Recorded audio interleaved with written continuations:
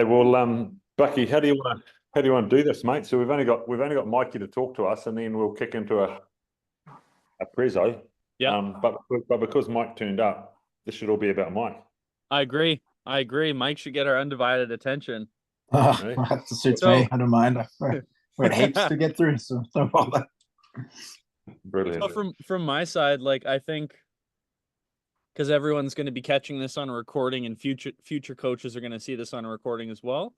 What we're going to kick off with today, Mike and Co, is a review of the homework from the previous call. So Yeah. if you're just catching this for the first time, the homework was to create a 1 or 2 day assessment that you could use that would work within your environment. So some people may work with a handful of athletes. Other people like Mike might be working with like 40 or 50 athletes.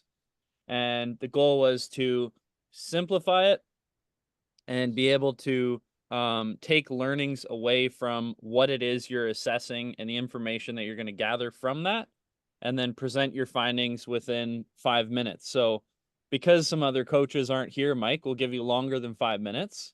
I'm not sure I'll need that long, so All that right. should be all right. Brilliant. Yeah, mine's pretty simple, pretty It's good, straightforward. mate. Sort of. Yeah. Mike, that was the first test, mate. You stuck to the task. You Yeah. came for 5 minutes, so that's you nailed it, mate. Yeah. So like, I mean, I have like some slides and stuff which I'll share in the group. I just don't have them on my iPad, so I'll put them into the group, and then you can put them into like a resources folder or something like that if you have it. So like for me, like I work with pretty much, I have under my sort of mantra, I have 400 odd athletes that I look after. Between me and 2 other coaches, which is great. But my main focus is I have 3 rugby clubs I look after, and then I run like the national program. So I broke this up into 2. So one was with rugby was look at how often do I test, and then within that I only test twice a year. So I test at the start of the season, start of preseason, and then at the end of the season. And then the big question for me in that space is what over that off season when I don't have access to them, what's happened in that time. So that's my reason for testing it in the preseason, and then also which will help me then sort of direct my program and going forward.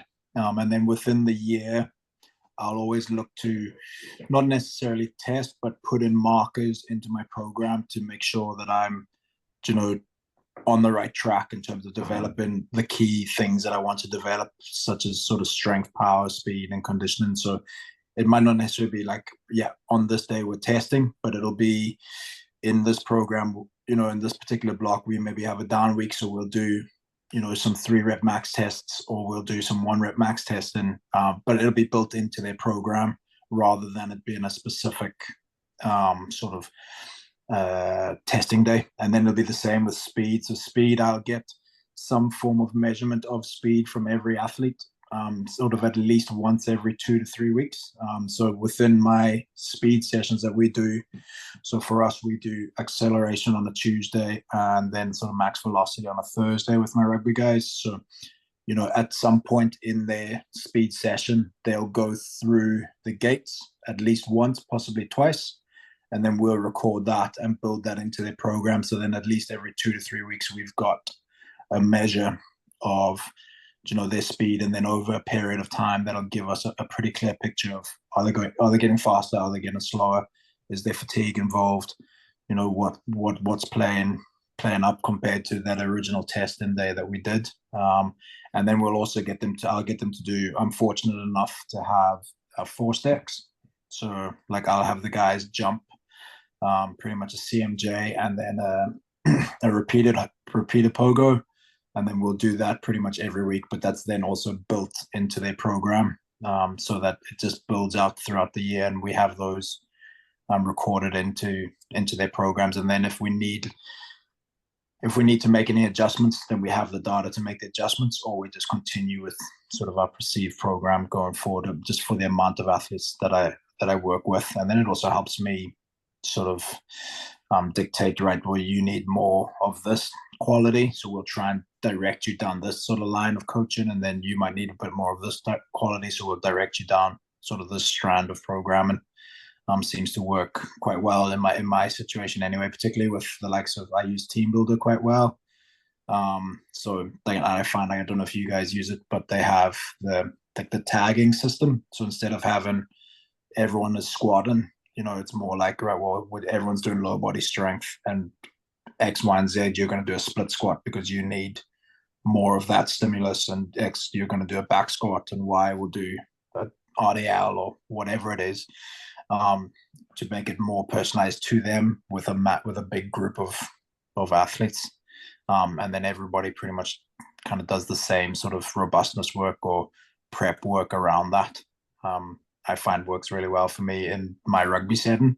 And then with the sort of the netballers and court athletes I work with, it's a lot more personalized because they're a smaller group. So we'll test sort of 3 to 4 times a year. And the reason for that is they are very much camp based. So I don't see them very often. Like, I'll only see them in camps every, once a month, maybe twice a month if I'm lucky. So we'll then structure in, like, it's within a camp, some form of sort of data gathering. So it might not necessarily be like a full testing battery, but it'll be, right, this camp we're going to do our conditioning test, or we're going to do our jump series, or we'll do some strength testing, and we'll build that into sort of the camp weekend. And then just, again, same principles apply, as we'll just continually monitor their program and then change their program as sort of their scores come through. So yeah, that's pretty much me. So Mikey, just so thank you for that. That's awesome. It sounds like you sort of you've got some awareness and around what's important, because you've got so many athletes. Yeah. What when you say you assess twice a year, what are you assessing? So with rugby, so with those guys, we'll do an acceleration. So we'll do a 10 meter and a 40 meter speed. Then we'll do a jump. So they'll do a CMJ, a pogo, and they'll also do a single leg hop. And then we'll also go from there into max strength. So we'll do a 1RM squat, but we'll also do a mid-thigh pull on the 4 stacks. And then we'll also go into upper body, 1 rep max bench, 1 rep max chin. And then we use a Bronco just because it's fairly standardized, where there's a lot of information on that around for rugby players around everything. So that'll be our sort of testing battery that we'll use. And then we'll do that at the start of preseason, and then at the end of the year, and then drip feed those tests or things into their program throughout the year, just to see where they're at as markers. Okay, nice. And then in terms of, I think you said that based on the assessment and based on the monitoring, you would allocate energy to specific areas that might need to shift. Is that what you said? Yeah. So like, we'll look at like who needs. So if some guys need more power work, most of the time the guys I deal with, it's going to be strength, and that's going to be the area that we'll put a lot of focus on. But there'll be some guys that we've got that are like really, really strong athletes, but just lack like being able to produce force or produce power. So we'll maybe potentially run, say, 3 strands of the same program. So we'll have like a power dominant or a strength dominant program, and then it'll also adjust depending on the time of year we're in, or the amount of games we have coming on. So it's a fairly fluid program, but they are like, I wouldn't say I plan annually. I plan around what I have coming up in the next couple of weeks, so that everyone's in the place that they need to be in, and then hopefully get the stimulus that I'm looking for out of that. Awesome. Sounds like you've sort of got a really sensible approach, mate. So that's fantastic. Bucky, you got any questions, mate? No, I don't think so. I'd be curious to know, like, in terms of assessment, actually, something that, well, you may cover this in your presentation, but I'm wondering, when you take on an athlete, Gilly or Mike, do you guys think it's a good idea to ask them what they have been doing in their trainings prior so that you don't potentially, put them at risk of injury? Say if you have an athlete who hasn't been doing much running load and then you get them to do a Bronco at max intensity, or maybe they've not been doing much strength work and then you want them to do a 5 RM squat. How do you go about choosing the tests so that they're being set up for success? Well, for me, I probably have that quite a lot, in the sense, I've got like club athletes, that some are coming back from doing absolutely nothing for a few months. Some have done some stuff, Yeah. so we'll generally, before the season starts, we'll run like a mini block of coaching or a mini block of training just to kind of get guys moving. And then within that like little mini block of training, we'll drip feed in the tests that they're going to do so they're familiar with them. So there'll be some form of running. There'll be some form of speed work or some form of like at least high intensity running, so that they're adapted to it in some kind of form or way, whether they've done nothing or something previously. And then hopefully some form of strength work in there too, so that at least they've done something coming into testing and they haven't come in, sitting on their backsides for 6 weeks, which most of them probably have done. Yeah. Yeah, I think, Bucky, it's a good question. I think everyone would be in different situations in that regard, and often it's worth doing a couple of weeks of work before assessment, just to build towards the assessment. But it depends on the level you're working at and what your athletes have been doing or where they are. I think assessing day one without having any acknowledgement of where they've been or what they've been doing is a bit risky. I think that's if you were to plan out assessments, but often knowing they're going to be assessed on day one also makes them do a bit more before they come in. So I think there's an education piece and awareness from the coach and the athletes of what's required when, and then either a little bit of self-reliance on the athletes turn up ready to test, or a couple of weeks lead into testing is probably the two approaches that I'd suggest. That's helpful. Thank you. Gilly, I figure I asked that as well because I figure a lot of other coaches are going to have that question if they're working in sort of amateur sport. 100%. Yeah, it's sort of yeah. I remember back in the day, it used to be a common theme would be, players being broken in preseason testing. At the start of the season, you've broken 3 players before this preseason's even started, and yeah, it's just not it's not acceptable in anyone. Doesn't matter what level you're working at. I think hurting people in assessment is a no-no. Agreed. Clive's here. Sweet. Just on that, with like hurting people and that sort of stuff, just wheel out within my program and that sort of thing. And this might be useful for some, might not be. Just some people aren't necessarily comfortable squatting, like max rep squatting or anything like that. So I'll generally give them the option of either doing a 1, 3, or 5, and then they'll work within that, because I have quite a wide range of abilities, and then I from that will go through your various predicted max formulas, and that'll give us at least something to work with that we can then program off the back of. Yeah, that's an important point, Mikey, because that's definitely where assessment needs to be tailored to the level. You're assessing the individual versus trying to make comparisons across individuals. Obviously, we all like to know, how all the props tracking or how the midfields tracking compared to one another, but no point in testing someone on a 1 RM if they've only been lifting to a 4 or 5. Makes sense. Hey, Clive, before Gilly gets into his presentation, did you come ready with your bit of homework on assessment?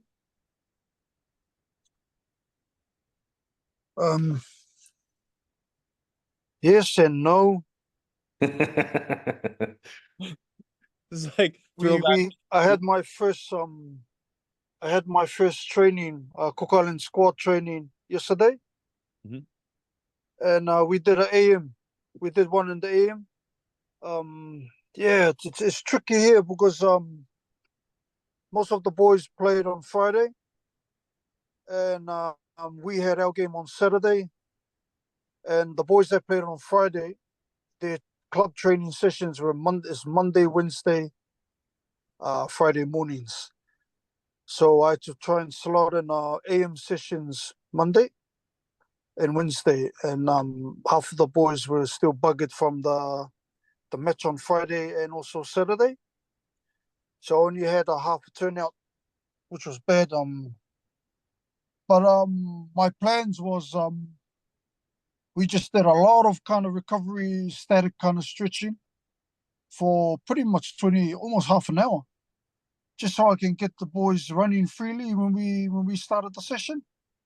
But we did smash them on a Bronco to start with. How'd they go? Good. The first two ran in at just under 5 minutes, Nice. and they're not doing any form of fitness or anything. So this was our first testing. So I took that testing, and the rest came in at which was mainly the big boys. There was a big block, like a block of let's say 7 of them. They all came in like a second after each other. The first 2, 3 were ahead. So they came in at 4:58. One was at 5, and then the rest were like 5:20. Nice, mate. So that's our first testing. That's not bad, eh? That's pretty good. Yeah, I was expecting worse. Beautiful. I was expecting worse, Gilly, but I was surprised. And yeah, so that's the tricky thing for me. Yeah, it's the ongoing balance with all the footy they're playing, eh, Clive? Yeah. And the side we're going to play against is our own countrymen, but from Australia, and they had a test last week against South Africa. Oh wow! International side, rugby league, and they just lost. So now I've got to try and get these boys ready for that. So I heard I heard a little bit of what Mike was talking about. Good. Yeah. When's your game, Clive? The game is in September. Okay, nice. No, you got a bit of time. But every Friday, Saturday, from now till then, is a lot of footy. Yep. So I've taken your guys' advice on the guys on the messages that were saying, just pretty much just go by judgment on the day. Those guys, there are some guys who are in the gym every day. There's some guys who are doing fitness themselves every day, and there's some guys that don't. So I'm gonna have to push their lot aside and just go easy on the fitter guys. Yeah, 100%. But go hard on the guys that are unfit. How good. But then here's the other thing. The guys who are fit are actually the guys who are weaker in the gym. There you go. It's just standard. So I've got that. Yeah, I've got that that lopsided kind of thing going on over here. And the guys who were running in at 5:20, 5:30 on the Bronco, they're actually the strong ones in the gym and on the treadmill. I mean, on the rowing machine. So finding that balance. Nice, mate. Nice. Hey, well, Clive, Mike, Bucky, you okay for me to put up a prezzo to start talking through some stuff? Some thoughts that I had at 6 o'clock this morning that I thought I'd share. Which one is it? Hang on just a second.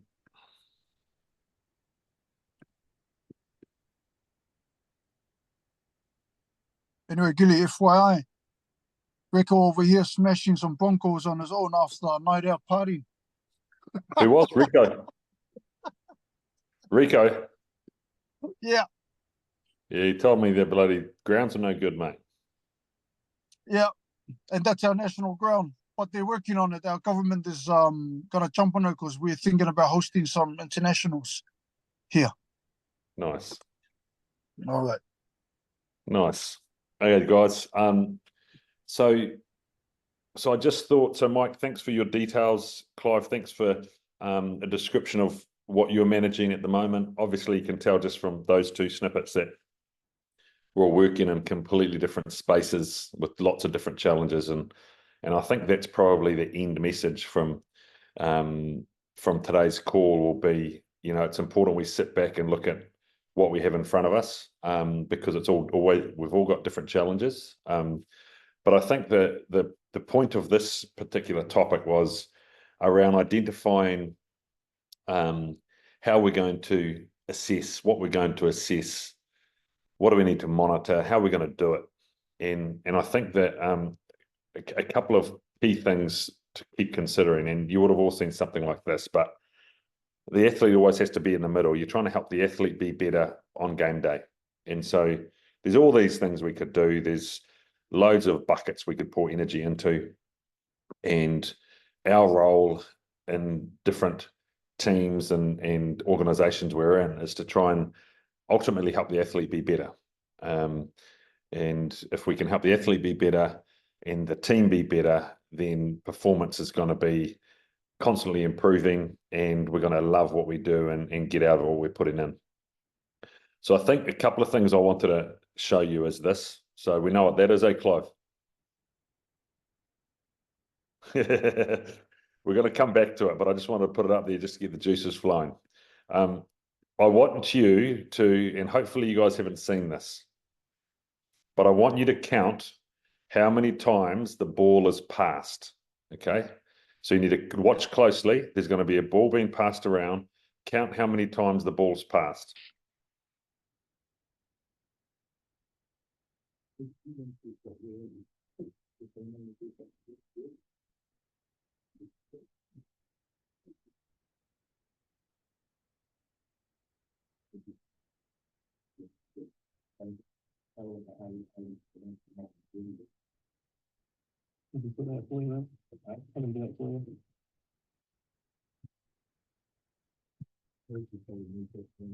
Okay, how do we go? I got 21-ish, 22. I got 28. How about you, Clive?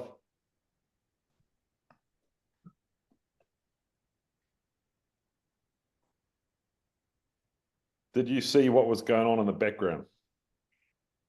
I saw a big man in a gorilla suit come across the screen. Did you really? I didn't see that.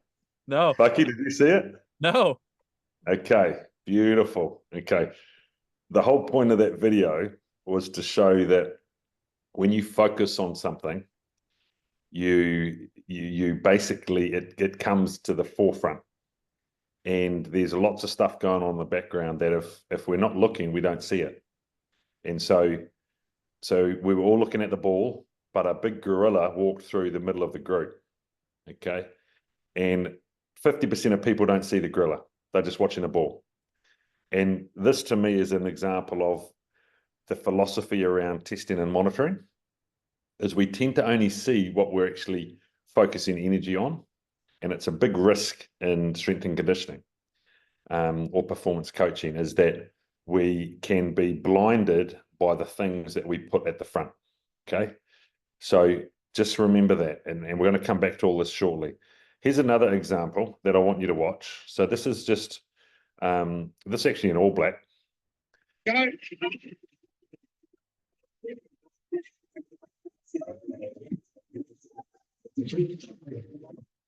So he's trying to jump as high as he can. Okay. Tell me what he's missing.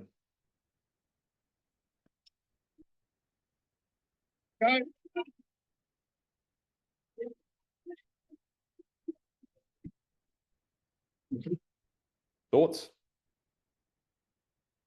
You're muted, Bucky. Looks like extension through his ankle. I'd say through his hip. Okay, we'll watch again. Oh no, he's extended for it. Yeah. Watch again.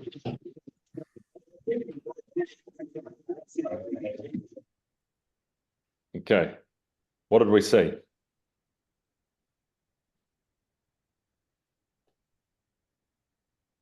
So I'm like literally, like, he's not jumping overly high for trying to jump. Yeah, 100%. Yeah. But he's got no toe off, right? He's got no toe off. He's got no extension through his foot. Yeah. Yeah. Just watch again. So hip and knees are okay, but there's nothing through the foot. Yeah, he's just flat-footed. Yeah. Okay. So he's an athlete that came back from an Achilles repair, okay, that we were told was fully fit and ready to come back to play. Came into the All Blacks and he couldn't even jump, okay? He had no calf strength, so he couldn't point his toe. Okay, so again, the people that told us he was good to go were testing his jump ability, saying his jumping numbers are okay. They're about normal. Okay, Yeah. they were only looking at the number. They weren't looking at the movement. Does that make sense? So Yeah. there's two examples I've given you of we see what we want to see, and we miss the things in the background that are important. So, just got to move something here, team. Cool. So what we talked about at the last time we got online was start or plan with the end in mind. So Clive's got a game in 6 weeks. Mikey, you've got a big group of people, big group of players, athletes that you're trying to get to a season and a final and a performance. So we've all got an end in mind. And it's important to know where we're going, first and foremost, and then figure out where we are right now. And that's the whole point of assessment is, hey, we know where we want to get to physically, but where are we right now? And that's the point of the assessment, is to put a bit of a line in the sand, because if you don't assess the factors that are important, you don't know you're not going to be able to put a plan in place. And the plan is your direction, how you're going to get there. And often assessment and monitoring can muddy the waters a little bit and make things a little bit more difficult, but more confusing than they need to be. So this is what we all should be doing. Collect numbers, collect shitloads of numbers, and come up with a formula to win. How easy is that? Okay, that's the how. And that's how I used to do it. I've learnt a lot over the years that that's not the way to do it. Numbers can, you would have all heard the phrase paralysis by analysis. The more you collect, the more data you have, the less you know what to do, the less time and energy you have to put into what's important. So the how is massively important. That's our passion. Most of our passion is the how. Now, we can collect all this information, right? How many times your heart's beating in a game? You know, how fast someone runs, average body weight stats. There's all this data that we can dig ourselves into. But they're just that. It's just interesting facts. These numbers aren't going to help us be better. We've got all this technology available to us. And this is just a basic snapshot of a few, okay? All this technology, what does it give us? It gives us data. It gives us information. Most of us are time poor. And so we have to be very critical when we're deciding on what data to look at, how to collect it, what apps to use, when to use them, etc. So we don't want to be blinded by all this technology and data. So we put a pie up earlier. We'll talk about that soon, but essentially we wanted to evaluate all the time. And the difference between assessment and monitoring, well, not the difference, but assessment and monitoring are two different things, which we're going to gradually unravel. But what's most important is understanding what factors are actually important for the performance of your athletes. And I ask that because we all test different things. We all think different things are important, and that's okay. But as long as we can justify that it's important for performance in some way or another, then we're warranted. Once you've got your list of all the important things, the challenge then is to refine that to actually what's critical. And I say that from my experiences, having tested everything under the sun, like everything, to trying to test less and less. And I suppose there's a fine line, isn't there? We need information to make better decisions, but we need to decide what's critical for the performance and the progress of the athlete and the team. So I'll give you an example. Testing 6 different strength modalities in the gym. Okay, so bench, Bulgarian, military press, power clean, chin up, and I think there might be 6. Are they critical to performance? All of them. And do they give different numbers or different performance measures to us? If you're good at squat, are you generally good at single leg squat? If you're good at power clean, are you powerful through the hips, which can be measured through a jump assessment? Okay, so the questions are what's critical, and how do we justify it to explain to the athlete that this is important for their performance. Another classic is body weight, body composition, broncho time, speed, acceleration. You know, how often does an international prop sprint? Okay, very little. They run hard for big men, but what's critical is probably lower body strength. You know, absolutely critical. And then body composition and fitness. 3 numbers is probably what you need. Okay, I'm not saying there's not others that will be good to get, but if you actually identify what's critical for the player to be the best in the world, or the best in the province, or the best on the island, then, you know, Clive, you already mentioned the balance between fitness and strength. You know, if you want to be the best prop in the Cook Islands, what's important for you is probably being bigger, stronger, and to a certain fitness level. Okay, no point in being real fit, but weak, small, and getting dominated in collision. So keep it really simple. So we assess the critical factors, whatever they are, in our own domains, and we do that at a time frame that suits our program. So, for example, we've had Mike say pre-season, and at the start of competition phase. Is that right, Mikey? Mute, bro. Sorry, I have a wee baby here, so I don't want it to squeal when we are chatting. But yeah, I test the first week we're back, like day 1, and then it'll be probably the start of competition phase again, just to make sure that we're on track.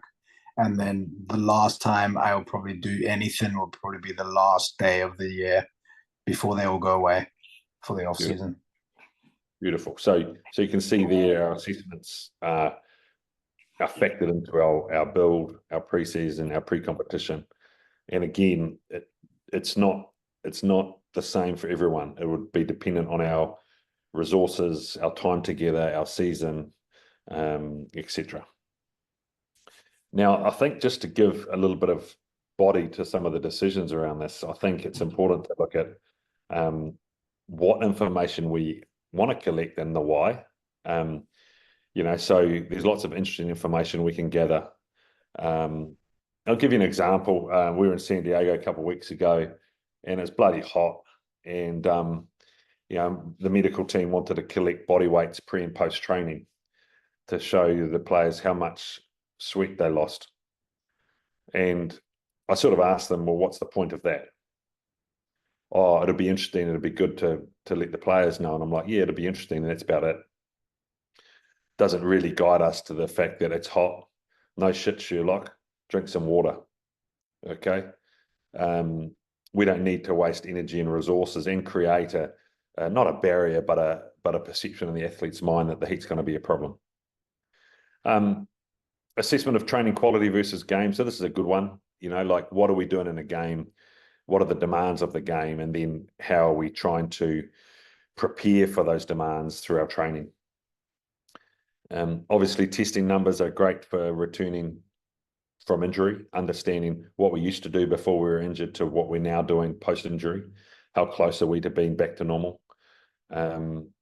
Conditioning prescription, you know, like things like how many high intensity meters are we doing? How fast are we running? Therefore, when we're training, what do we need to be doing? GPS is massive, you know, around the world from an athlete tracking perspective. I think it's confused a lot of programs, in my opinion. A lot of people are wrapping athletes in cotton wool because their GPS numbers are high. It's sort of, it goes against the grain for most conditioning programs. You know, you got to be fit enough or fitter than required for the demands of the job, the demands of the game. So we shouldn't be doing less. We should probably be doing a bit more. We talked about monitoring. Now, this is again where you've touched on, Mikey, and I think something for you to think about, Clive, because as an example, we can do a quick monitor by not doing a full bronco. Okay, so a full bronco is great, but if you've got a few guys who are a bit tired and you don't want them running hard and digging themselves into a bigger hole, you know, for 5 or 6 minutes, then you just do a broken bronco. You know, you do 2 of them with a 60-second rest, and it's a conditioning drill. You do 1 rep, have a 60-second breather, do another rep, and it's a little bit more intense. But we can track progress. You know, I've been using this week. Just had a message from one of the lads just before, actually saying that it kicked his ass, but a bouncing broken bronco, which is hitting the deck every turn, repeating on 90 seconds, and fucking it buries them. And so again, just a little tracker that's a little bit related to the fitness test or assessment you might do pre-season and pre-competition. But in season, you just, okay, lads, we're just going to do a quick check-in. How fast are we doing these brokens? Okay. So the monitoring side of it is a different question. It's a how are we going through the season? How are we maintaining some of these good numbers we hit pre-competition? Are we on the right path? And out of those things, what's critical? Because, you know, for the big boys, it might be checking in with how strong they are. You know, so again, next week, I'll be having the big boys doing a heavy 1RM assessment session, 6 days out from a test. Okay. But we've trained towards that. They're doing heavy doubles on Friday. Okay. So they've been moving for over 2 weeks towards heavy doubles. They'll do heavy singles on Monday, the week of a test. Not a problem. Okay. Just to check in, and they'll do it with me there. Fitness or speed, same sort of concept. You know, like if we're trying to maintain speed, how fast are we running? How are we checking in on that? Are we doing that in trainings with a GPS, or are we doing it through lights? So assessment is probably the foundations of your program. And then you've got the monitors, which are the things that help you check that you're on the right path. Which brings us to this juicy number. So we mentioned it in the past, but basically program or plan, same sort of concept. Implement, which is going out and doing it, and then evaluating, whether that's assessment or monitoring, or both through your season, through your phases. You've got to have direction. So we talked about it at the very start. Start with the end in mind. Where we wanted to get this group of athletes, these individual athletes, where we want to get them to, where are we right now? And then during that journey, during that plan, during that program, having little checkpoints to just see how we're tracking. I think it's important to acknowledge that if we do a little checkpoint and our numbers aren't very good, understanding the why. So, for example, if I get in front of the athletes on Monday and their numbers are shit, okay, there's two possible reasons, or maybe three. One reason would be the athletes have been bludgeoning and not training hard. Two, the program hasn't been doing what I thought it would be doing. Or three, some combination of the above. So it's either athletes' work ethic is poor, program is shit, or some combination of poorly motivated athletes and shitty program. and so it's important that we keep that in the back of our mind, because what you will find when we do some monitors would be that some athletes are thriving. Some athletes are performing way better than we thought they'd be performing. And yes, we'll pat ourselves on the back and say it's all to do with our awesome program. Okay. And as soon as someone's not performing and their numbers aren't as good, there's all these other reasons. It's not the program's fault, it's the player. You know, it's, and I think we have to be very humble around this pie. Okay. And that often there's a number of factors that contribute to these numbers. And it's understanding the factors and then isolating them and fixing them, or helping the athlete fix them.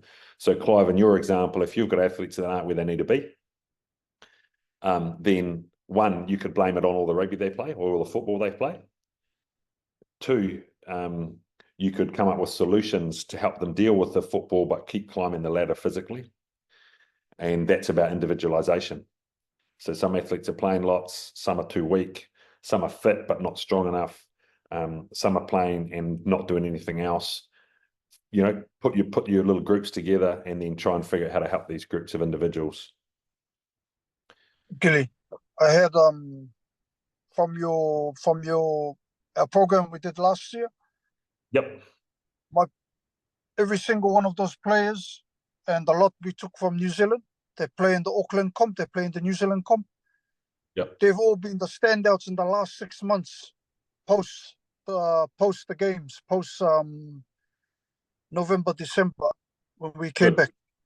Good. So a lot of them have kept on with the daily training, the daily tests, and those were the ones. When we did the tests Monday morning, they were the ones that were at the top. Awesome. Yeah. Awesome. Well, So they've dropped a bit, and then as we were doing the Broncos, could see, you know, lethargic running. Guys were just doing it because they're told to do it. And I've pulled them away when we got at the 5 minutes 50. I pulled them off it. They had one more rep. They had one more rep to go. I pulled them off it. We did a broken Bronco instead. nice. And the movement and the performance of that last rep, they were doing it in 35, 40, 45 seconds. One Good. rep. It's good, mate. Must be a hard and fast. Must be a hard and fast ground. Well, I took your guys' assessment and your guys you know, assessing the players properly, the athletes properly. Nice. I took that into as part of my our first training.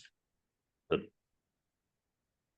So everything that you've been saying in this last 10 minutes, exactly what I was doing. Good. Beautiful. The last thing I just wanted to touch on, and I think it's important for all the coaches out there, is to sort of understand the integration of data.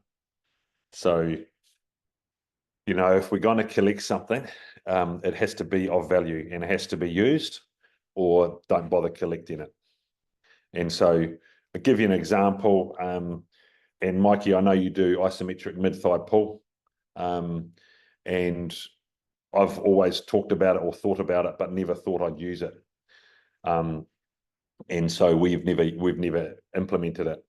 I'm not saying that's wrong or not on your account, by the way. I'm just saying, you know, like before we'll use something, it'll have to help us in our programming and our tracking and our monitoring Otherwise, it's just another data point for us to look at and throw in the pot. So I think when it comes to sports science, monitoring, assessments, technology, these are my key sort of takeaways. Keep it simple and be present. So, for example, I would rather be behind the athlete squatting to a heavy double or single than my interns or people out there helping me do it, or it being on a bar that we never train, e.g. isometric mid-thigh pull. Okay, that's just me. From the testing, from the monitoring, from the training, have energy to develop relationships. So we're working with individuals. Now, again, I'm lucky I've got 40 players. Mikey, you've got 400, like your relationships probably aren't going to be as deep as some of mine. But I know that, understanding the importance of being able to communicate and work with individuals, you'll be all over. This is a really important question.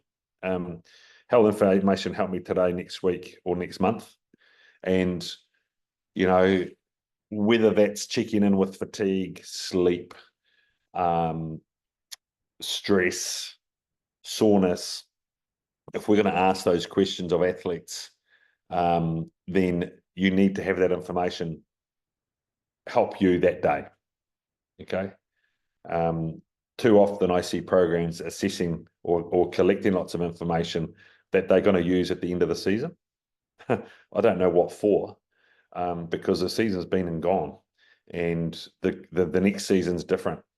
The next season's got athletes that are different. It's got athletes that are a year more advanced in their training. The athletes may be playing at a high level. Next year, the athletes will be injured or they won't be injured. Everything will be different. So the data is only relevant right here, right now. And I think that's really, really important. So if we're collecting information in our assessments or our monitoring that isn't being used immediately, then I think we need to discuss and decide whether it's of value collecting. So sometimes data might not be used to influence the program, but it might be used to influence the planning. So, for example, how players are reporting or presenting on a certain day could influence how we change the prior day the next week, if that makes sense. So if we're having players wake up on a Friday sore and tired, then maybe Thursday needs to be looked at. Now, Thursday being looked at could mean changing training, or it could be making recovery more of a priority. So we've got to figure out what it is that the data is suggesting we need to change. This is a big one. This is a big one for me because we run a lean, mean ship because we travel. We don't have a home base, so every week we're in a different place, different gym, different equipment. Everything's different, and so I've sort of been forced to keep things as simple as possible. But my learnings are that simple is really good. When we're looking at collecting information or assessing athletes, if it's taking us away from a training session or it's taking us away from coaching, it has to be really, really, really important to do. And so I think that that's something to think about is testing or monitoring, for a whole week of value to us as coaches, or is testing for one morning okay, because then we can coach the rest of the week. So, again, simplifying things so that you're actually all your resource or all your energy is going into coaching as opposed to dealing with data and collecting data and assessing people. I've already said this part, but sometimes collecting information is about education. And I think for me, that's a really important why. So I'll give you an example. We will often look at nutritional intake. So get food photos, what are athletes actually eating? And we're not doing it for any other reason other than to educate the athlete and help them be better. Because it takes a lot of resource, it's a burden on the player. but the education and the learning is huge, and it's worthwhile. Okay. Likewise, if we're going to film someone squatting, why? It's not to put it in a database to show on a presentation you do. It's not for any other reason. It should be about coaching there at the coalface. So I'll often film an athlete on my phone, and then show the athlete what he looks like from the side, because he might be in front of a mirror, and I'm like trying to get his hips a bit low. I'm trying to get his knees forward. I'm trying to get his a bit more extension in his thoracic.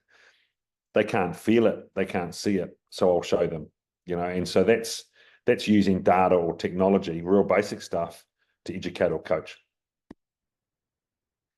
And then this is a biggie. If the information can help the athlete improve their quality of session, then huge, big tick. So this is where things like looking at bar speed is important, because, hey, the bar speed information, people might look at, that night or the next day or that next week or whatever. But the most important thing is that the bar speed feeds back straight to the athlete to show that they're moving 150 kilos this fast now. Last week, they were moving 150 kilos way slower. And so that real-time feedback helps the quality of the session, therefore helps the athlete be better. So, team, that's just a little bit of a snapshot from me around, I suppose, assessment and monitoring. Start with the end in mind, but I'm hoping the message that's come across loud and clear is basics done way better is the key. Collect less, but be better at doing it and using it to help the athlete climb the ladder to success. So, questions, Clive, Mikey? Yeah, so I had a question around, I don't know, Clive probably be quite helpful in this too.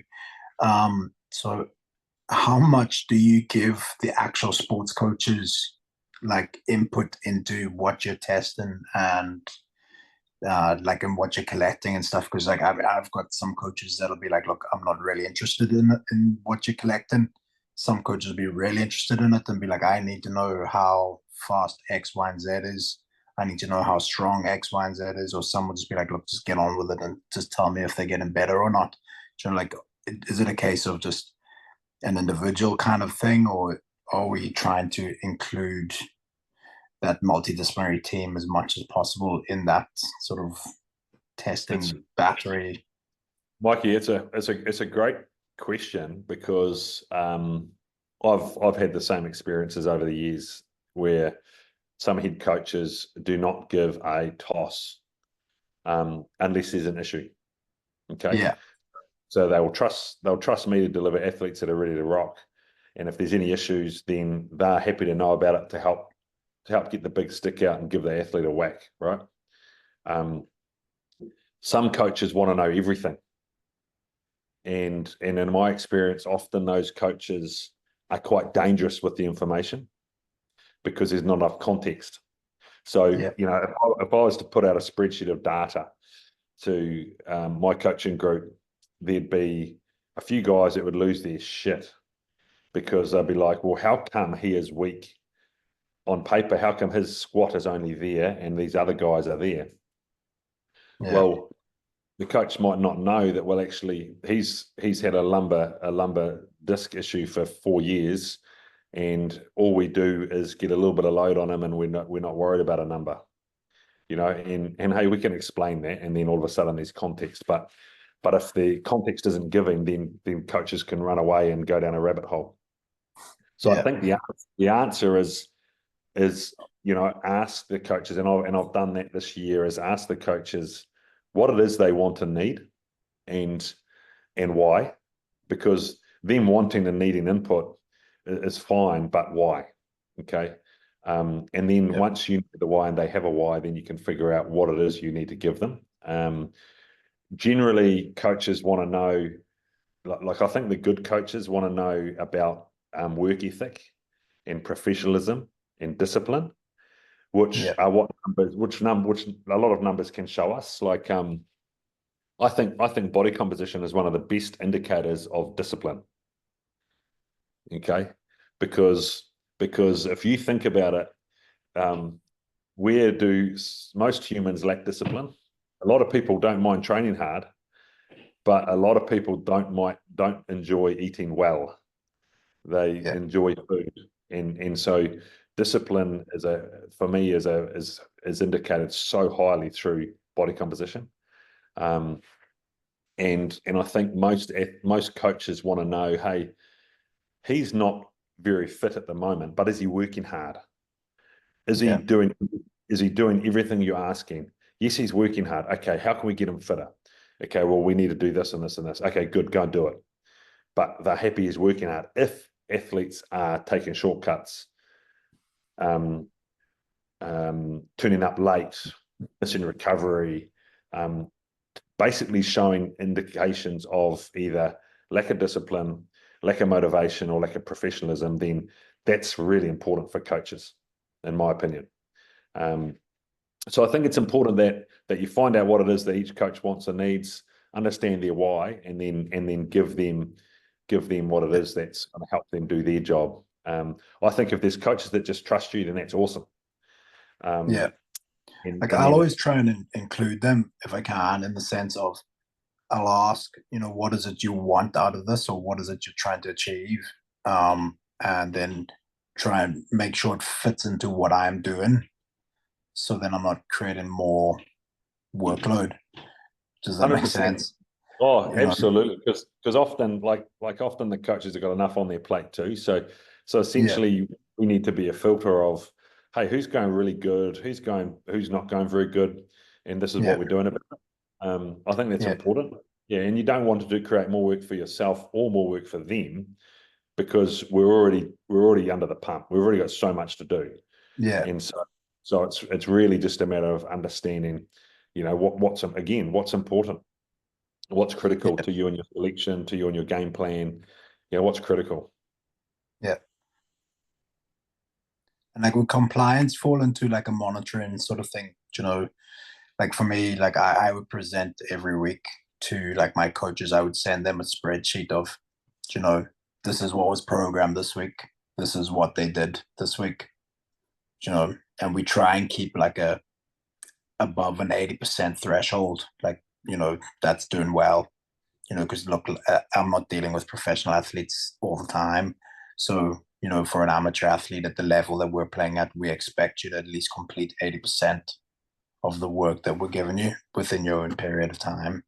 Yeah, I think that's not a bad shout. Like compliance of, if you're asking them to do A, B, and C, and generally they're all doing A, B, and C most of the time, then fantastic. That's a good indication of culture being good. Athletes and compliance is a good sign of togetherness, working towards a common goal. Compliance is massive. And I think that, again, that gives the coaching group an insight as to, hey, how well are we working? How well are we working when we're not, when eyes aren't on us? So I think that's critical. It's actually, you would have heard this before, but it's what people don't see that's important. It's actually all the things that athletes do when no one's looking. That's what's important. What how many chocolate biscuits are you having when no one's watching? Are you just having one, or are you eating the whole packet? And I think that we all know what that's about. That's just human behavior, right? No one's watching. No one's going to know I didn't warm up properly. Okay, no one's actually going to know that I only did 3 sets instead of 4. And I think that's what we're all trying to build. We're trying to build these athletes that are driven and motivated and do everything that's programmed, because the program is going to take us to an end goal. And so, that compliance, that work ethic, that discipline, that's all about buy-in, isn't it? It's about buy-in to the team's purpose, their vision, where we're trying to get to. And if that's not, if the athletes don't buy into that, then we're in our roles, we're pushing shit uphill. If athletes aren't driven and motivated for the end goal, then we're just banging our heads against a wall. Gilly, when it comes to the assessment period, I think something that's come up with a few of the athletes that we're working with now, I wanted to get your opinion on this. Like they will work very hard. They'll submit videos of their lifts. And then when they come back, they're working at a maximal level, but their technique is really poor. So those videos give us insights into what's going on and where they're potentially at risk of injury. When you see that, how do you go about communicating that with the athlete? Like, look, you're basically pushing for maximal strength, but these are the areas where your technique is poor, because then that's going to inform like your next block of programming, right? Yeah, no, I think it's a good point, mate, because like I don't sort of sugarcoat stuff, eh? Like if someone's doing a squat and it's shit, I'll just tell them it's shit. And I'll get a video and I'll show them and they'll be like, oh yeah, do I need to take some weight off? Yeah, no shit, Sherlock, like get some weight off and do it properly. Because what we do is we have athletes, especially nowadays, I think, that are in a hurry. Okay, they're in a hurry to get strong. And we know that it's quite easy to get strong if we give it time and if we're not in a hurry. And the most important thing that goes is form. We shorten our range up, we change the angle of our feet to open the hips up. We find little shortcuts. And I think that's just the nature of the modern world, is we'll try and find shortcuts to get to the end goal faster. And I think that the key message, I think, for all our athletes should be hurry slowly. Hurry slowly. We all want you to get strong fast, but take your time and be patient, because all you're doing by changing form and cheating the range is you're just taking a shortcut that's not going to get you there any faster. It's actually probably going to slow you down. So keep your form, and a couple of % a week shouldn't be a problem. Like keep your form. And I think that that's probably all we can keep doing, is educate. And that's coaching, right? That's coaching. Coaching is around using your eyes to look at what's happening in front of you and be present enough to improve it or fix it. And, like it blows my mind, all the professional teams around the world that just have S&C coaches that don't coach technique. You've got these athletes that are, like the current All Black squad, I would say half of them are good lifters and half of them are shit. And so, we're trying to look at how to improve our program. It's like, well, just improve your lifting technique, man, and we'll get great bang for buck out of that. Let's not worry about all the other fluff. Let's just get better at lifting and moving load and get strong. And so that's exciting, because it's the basics, right? It's actually coaching to do the simple things better. And I think that's, it doesn't matter what level you're working at. Most athletes need coaching all the time. Even the best squatters in the world can squat better. And you'll be surprised how much an athlete enjoys being helped. Okay. And I think we can't forget that, even though we're working with different groups of athletes at different levels. I think humans love to be helped. And if helping them is as simple as, can we move your feet a little bit closer? Can we point your feet forward instead of out at 45 degrees? And can I get a video of you from the side to show you what it now looks like? How does that feel? I know you feel weaker here, but give it time. They'll love that. It's attention, and too often we just walk past and go, oh, chuck more weight on. Like, that's not coaching. That's being a trainer. That's not being a coach. I'm happy you said that, man. Like that, I think for all of us is really helpful, because with assessment, if you're with the team, or like if you're having a bunch of athletes submitting data to you in numbers, but there's nothing you can actually see, it could be easy to say like, oh, great, this person can squat, whatever, 150 kilos. That means in their program, they should be doing X. But if it's a really shitty squat, like you need to be able to see that to inform. Yeah, that's really helpful. Well, I think there's another saying. I love throwing these sayings out, because they're things that I've I've held on to since I've heard them. And this one is around a standard you walk past is a standard you accept. Okay. And so what that means is if you walk past one of your athletes and they're doing something that is not right, if you walk past it, then you're saying it's okay. Okay. And so you're creating a culture of or you're reinforcing a culture of not doing things well. Now, I'm not saying that you've got eyes in the back of your head and you've got 12 sets of eyes around you that you can see everything. But if you see something and you walk past it, then you're saying it's okay. So you should stop, tweak it, coach it, then carry on walking. And I think that's important because it's just the little things, isn't it? And it's not about being, again, back in my youth, I would get angry and I'd get grumpy around stuff that wasn't done well. But I think that different people need different forms of coaching. So some guys, you just want to help understand the movement, tweak it gently. Others, you want to just be brutal, and tell them to sort their shit out. So I think it's a matter of how you see it. Okay, now what's my approach with this athlete? What's my approach? Is this a learning moment? Is this a coaching moment? Or is this a motivational kick them up the butt moment, because they know better? So I think that's the next step as you see it. Now, what's the strategy to get some shift here? Every athlete will be different. Mikey? Yeah, I was just gonna just kind of add that I think in my, I would say my, what I call it, philosophy, I'm not sure yet. But I think coaching essentially, you're talking about knowing how that athlete is going to react to how you're going to coach them.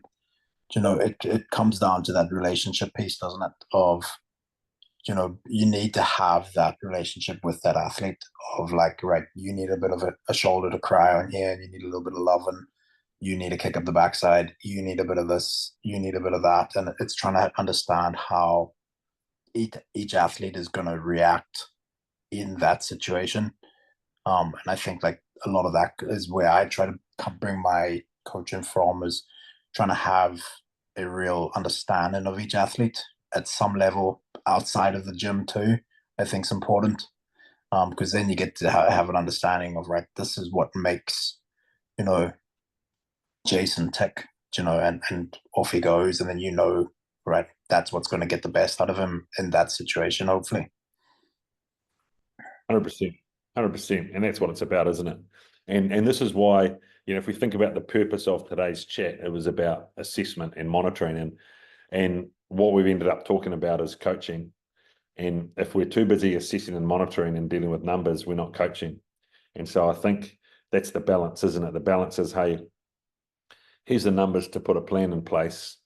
Here's the numbers we're going to collect occasionally to check where we're going, how we're tracking.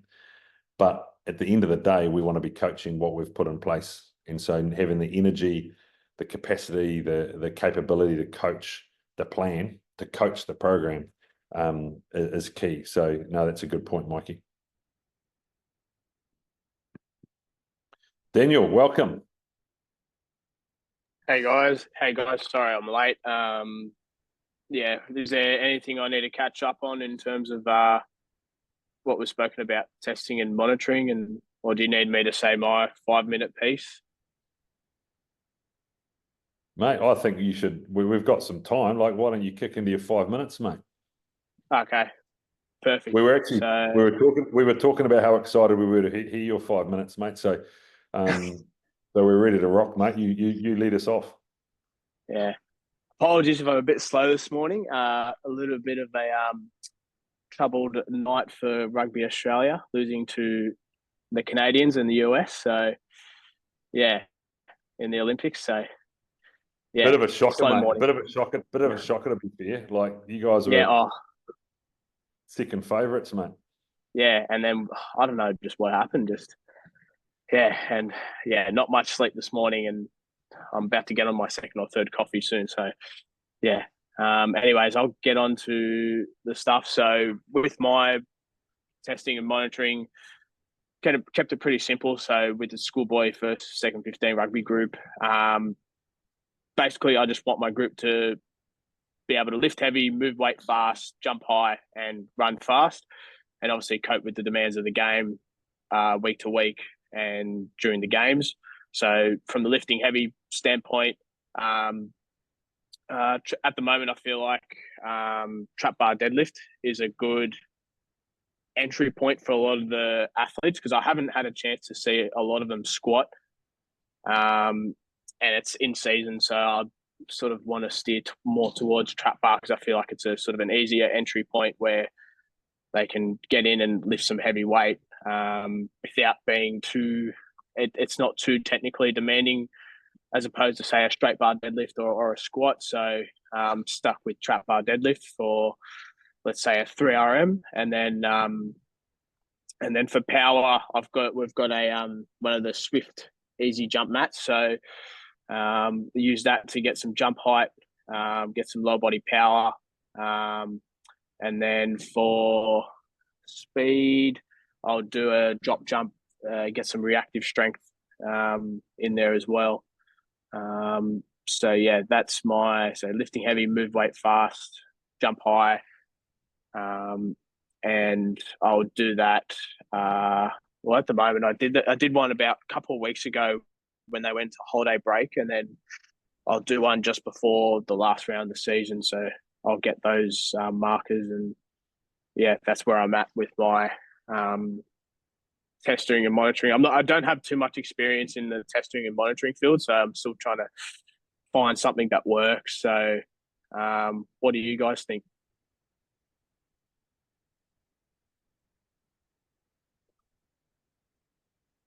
I think for me, Daniel, I think that's a good exercise selection for a lower body strength test, because you're right, it's definitely lower skill. It requires less coaching, and you can also coach it and correct it a lot quicker. Yeah. So definitely stick with that. And then because did you say there were second 15 youth athletes? First and second 15. So they're anywhere between 16 to 18 years old. Yeah. So with the jump test too, like that would be something that if you have the technology, I think is good. And it also enables you to coach them on like how to jump and land right on the spot. And if I was you in a big group of athletes, I would probably try to get everybody sort of around me and point out what we're looking for. Like, hey, when John's jumping, are his knees knocking together? When he's landing, are his knees knocking together? Is he hitting triple extension? Yeah. Is he using his arms, or are you having his arms on his hips? And then you can coach those things like right on the spot. And then when they go away and use them in their training program, they kind of already know what to do, if that makes sense. Yeah. And do you do any sort of fitness testing with them? They did. They do some Broncos before I came onto the program. They did plenty of Broncos with the coach, and they did that pretty heavily in the preseason. We did one when they had a few weeks off after a few weeks off in the holiday break, just sort of as like a accountability tool. So like we told them, when you get back, we'll do a Bronco test, and it was sort of like, so they don't slack off and do absolutely nothing, or eat shit or whatever. So, but we're not retesting that for the rest of the season. No, we don't find there's real point in with. I think there's 3 rounds to go. So, yeah. No, that's fair. Because I think what we were discussing earlier is like if you're going to use the test, well, what data are you gathering from it, and then where are you going to implement it again later in the year to use it as sort of a litmus test? So like, say if you have an off week, everyone's feeling good. Okay, guys, on this off week, instead of our game on Wednesday, we're going to be doing another Bronco. We're going to be assessing your first score compared to where you're at now. And that's a good way of monitoring as well. But to me, it sounds like what you're doing now is really great. I would probably look at that level of rugby, like maybe just a basic, dumbbell bench press or a push-up test, just to see what their actual form looks like and endurance. Oh, yes. Yeah, sorry, I forgot to mention. Yeah, I had a bench press in there as well. I just completely missed that. As you can tell, again, slow this morning. Maybe it's Australian thing. Maybe that's why you lost to Canada and America, Yeah, mate. yeah, that's probably it. Yeah, not Okay. enough lean meat in the not enough meat in the village. That's probably the problem. I think, Daniel, just my 5 cents, mate, is I like how simple you've kept it. Yeah, I think it's important, like especially when you're starting out, is put your energy into the buckets that are most important. You know, like a heavy strength measure, great, and a movement that's less complicated and less skillful, and probably safer. You know, an ability, a bit of pop. You know, a jump assessment, great, good indicator of acceleration ability and change of direction ability. A speed measure if possible, fantastic. So I think the key thing is understanding that they're simple parameters you're testing, and then what does that look like for the program? yeah, and that's the thing. Like starting out in sort of doing my first sort of major program, I just get a few. I'm an R about things a couple of times, and I go, "Oh, should I be doing this? Should I be not?" I think, yeah, you talked about it last time, Gilly, where I think I'm in that spot where I'll be up at night and I'll be on the program document and I'll be changing it every 5 minutes, going, "Oh, should I do this? No, let's delete that. No, let's do this. No." So I'm in that little bit of a stage at the moment where a little bit of self-doubt, but I think I found that just keeping it simple is dummy good so far. I think that's awesome insight, mate. Like, because that's common. That's a common rabbit hole young S&Cs go down, is they keep working on the program and the detail of the program, and then have little energy for the decision making and coaching on the floor. And so I think, and look, hey, you know, I've been doing this for a long time. I still have self-doubt around programs. I'm still like, yeah, gee, is that really what I need to do? You know, and oh shit, and they'll change it last minute. But I think the key thing is that put a basic plan in place, give it some time to ruminate, and then come back and just double check, you know, and know that what you've got in place, if you've got justification for whatever's in the plan, okay, if you've got justification for what's in the plan, then it's right. Okay. And I think that's because, you know, as long as it's like there's a purpose and you know the purpose, then it's right. And you should know that your program is going to be better than any other program because you've written it and you know the context and the athletes.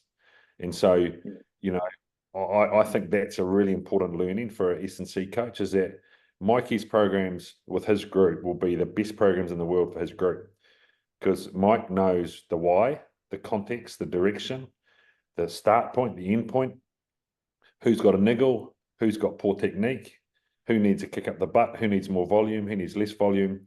Like, Mikey's the one with all that information, so his program will be 100% on, so long as we can justify the program.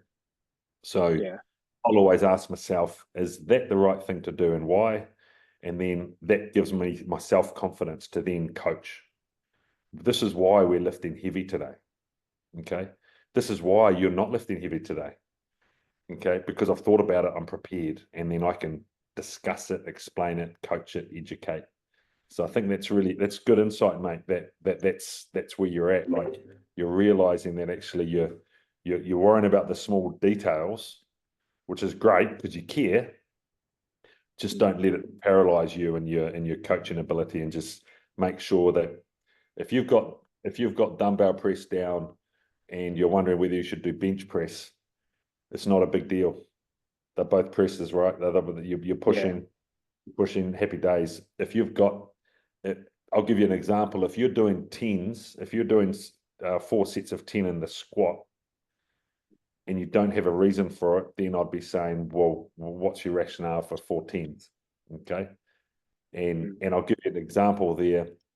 If you're doing 4 10s, then and you're trying to get stronger and faster, then all you're actually doing is stimulating slow twitch fibers and hypertrophy. So you're probably not going to be getting stronger and faster. You're probably going to be getting slower and bigger. And so Yeah. they're the sorts of things you just got to be really clear on. Does that make sense? Yeah.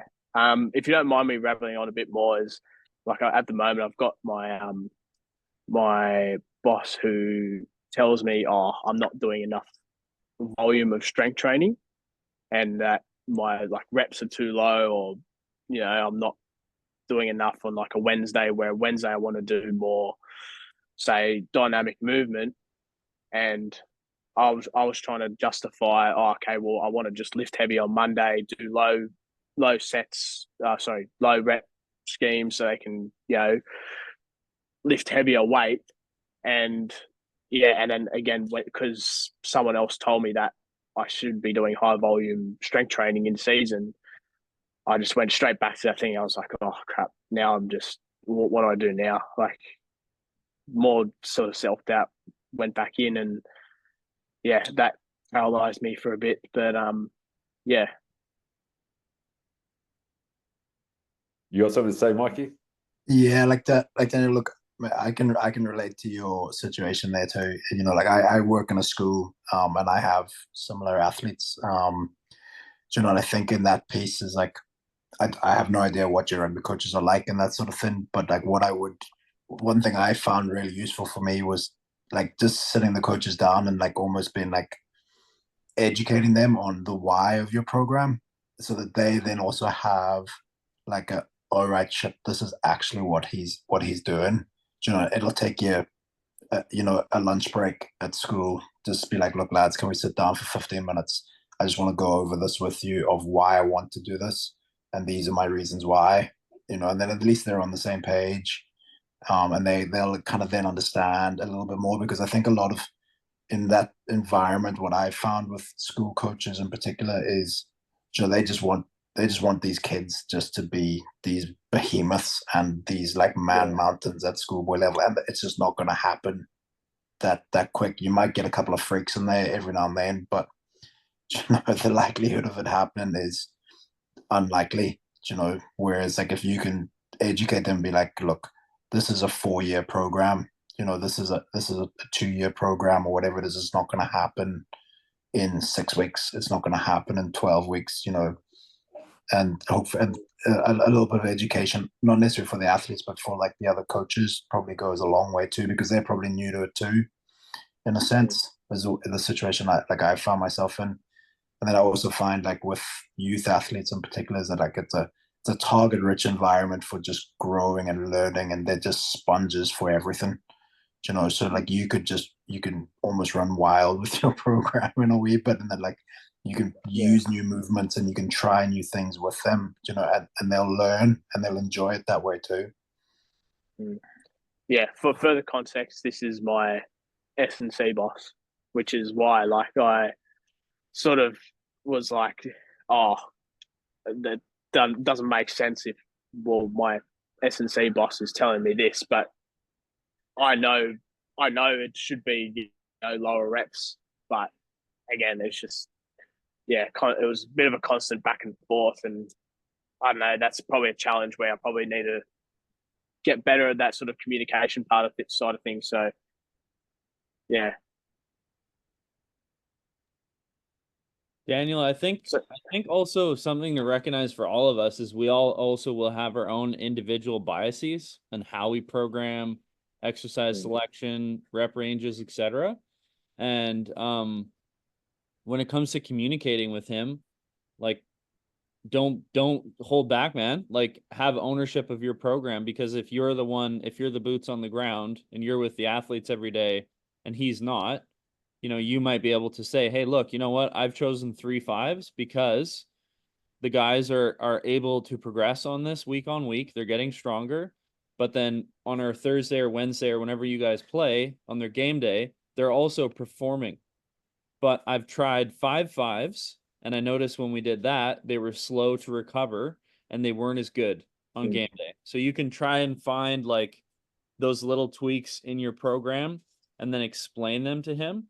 And at the end of the day, I think also, see how how much ownership he's actually going to give you over your program, because being micromanaged isn't, you know, it's probably not going to set you up for success either. So you might need to have more of a challenging conversation, if that makes sense. Yeah. Yeah, no, definitely. Yeah. I Thanks, think, guys. I think the other thing, Daniel, is feel free to flick us something through if you want us to give you some thoughts, mate. Yeah. No worries. Yeah. I might do that. Thanks again. It's interesting, isn't it? Like I said it earlier, that it doesn't matter who writes the program, whoever writes it, it should be the right one, so long as we ask ourselves the right questions around the why. Yeah. You know, and I think that, you know, if I've always said this, that, you know, 5.5s, for example, 5.5s are great rep regime, isn't it? You know, it's pretty standard, but if you do it properly, it's bloody tough. And so I think, you know, seeing how athletes respond and how they train, and if you've got the finger on the pulse, then and you've got an end in mind, then the rep ranges and the percentages and the exercise selection just should all make logical sense. You know, like programming is pretty common sense, but there's an art to it, isn't there? There's an art to how things move and flow, and the whys of certain things. And it's what I love about what we do is that the only way you can be wrong, I reckon, is if you hurt someone, and if you perform physically badly, like if you're overcooked or undercooked. That's the only way we can be wrong. It's pretty beautiful, isn't it? It's a beautiful art that we're involved in, where we're actually able to come up with stuff, and we have reasons for it, and then we put it out there and then see what happens, and then we make some adjustments, and we change on the spot, and we do this, we do that. So I think, yeah, get it on paper, get it really clear in your head, so you can go to bat for it. Yeah. Beautiful. Yeah.